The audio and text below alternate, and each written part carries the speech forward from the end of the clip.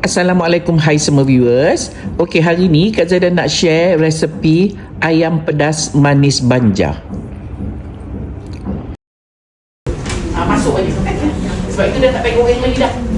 Nanti air haji tu masuk dalam kuali dan dia kurang sedap.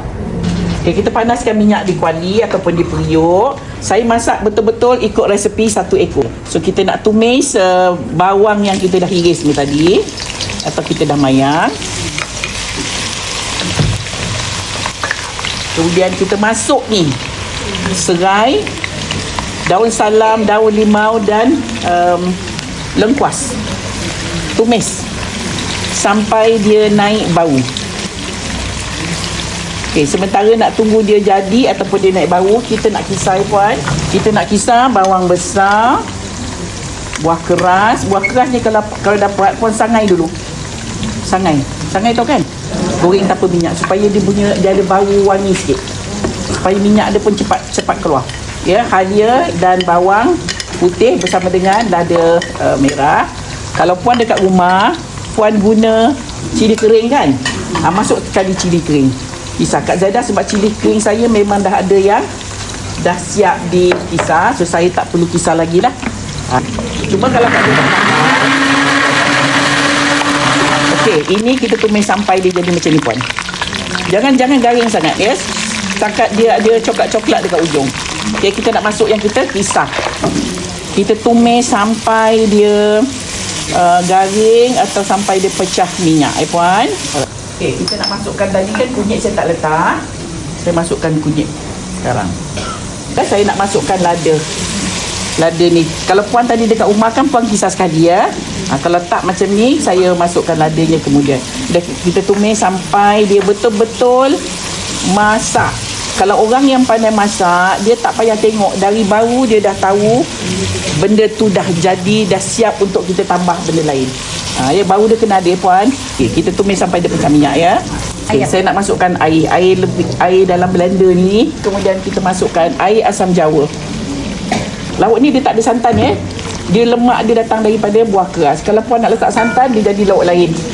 Lauk yang kita goreng dulu ayam tapi tak garing, dia akan jadi sedap lain. Lauk yang puan masuk ayam mentah, dia akan jadi sedap lain. Baru tahu Sekejap saya masukkan ayam sekejap. Kalau tidak kan kita masak ni kadang ayam tu mentah. Sekejap saya balik-balikkan kejap. Tengok kepekatan yang puan suka. Lauk ni dia tidak berkuah sangat. Dia tak berkuah sangat. Dia sedang-sedang. Tapi tengok juga kadang-kadang kalau puan dekat rumah ramai. Kalau tak berkuah kan habis ayam habislah kuah. Kalau ramai kan kalau kita buat berkuah, ayam habis kuah dia ada lagi. Makanlah dengan telur goreng. Kalau tu tapi agak-agak lah. Tapi dia bukan macam asam pedas ya. Dia agak pekat tetapi tidak berkuah sangat. Ini yang merah ni pasal ada 2 lada. 2 lada dia jadi merah oren.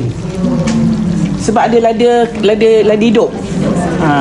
Lada kering. Kalau pakai lada kering saja, tak ada lada hidup, dia jadi merah.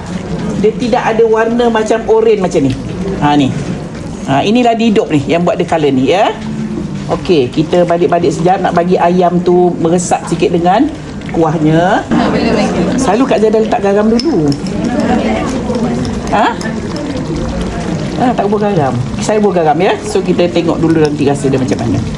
Okey, saya nak masukkan sedikit gula merah. Kalau dapat gula merah puan, sebab gula merah ni dia ada warna. Kalau tak ada gula merah, taruhlah gula putih. Okey, kita balik-balikkan sebentar. Lauk dah masak, senang aja. Okey, Kak Zaida kecilkan api. Lauk dah siap. Kita tunggu rasa sikit. Tunggu gula merahnya cair. Alhamdulillah, dah pun siap resepi kita hari ini, iaitu ayam pedas manis Banjar buat tetamu Kak Zaida. Untuk perempuan di luar sana, selamat mencuba.